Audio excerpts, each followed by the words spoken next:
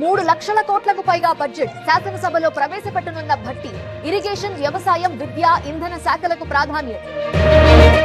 ఢిల్లీలో CM Chandrababu busy. ఇవాళ ప్రధాని మోదీతో సమావేశమయ్యే ఛాన్స్. మధ్యాహ్నం బిల్ గేట్స్ తో మీటింగ్. బెట్టింగ్ యాప్స్ తో కుటుంబాలు విచ్ఛిన్నం. ప్రమోషన్ చేస్తే కఠిన చర్యలు తప్పవు.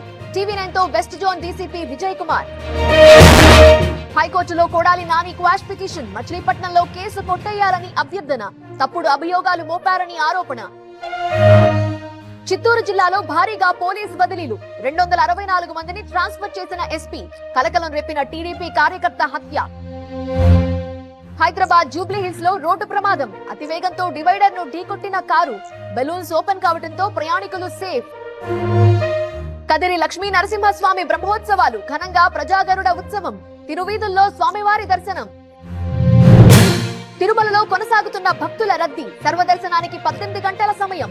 22 కంపార్ట్మెంట్లలో వేచి ఉన్న భక్తులు. హైదరాబాద్ హైదర్గూడలో అగ్ని ప్రమాదం. ఓల్డ్ ఎమ్మెల్యే క్వార్టర్స్ వెనుక చెలరేగిన మంటలు. అదుపు చేసిన అగ్నిమాపక సిబ్బంది. మంచిర్యాల జిల్లా పెద్దబొగ్గ అడవిలో కార్చిచ్చు. మంటల్లో కాలి బూడిదవుతున్న వన సంపద. టేకు, విలువైన కలప వృక్షాలు దగ్ధం.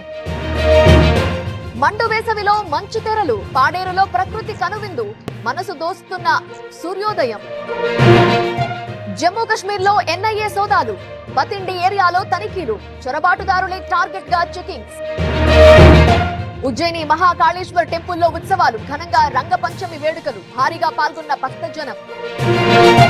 మధురైలో ఆధ్యాత్మిక శోభ. సుబ్రహ్మణ్య స్వామి రథోత్సవం. ఆకట్టుకున్న ఊరేగింపు.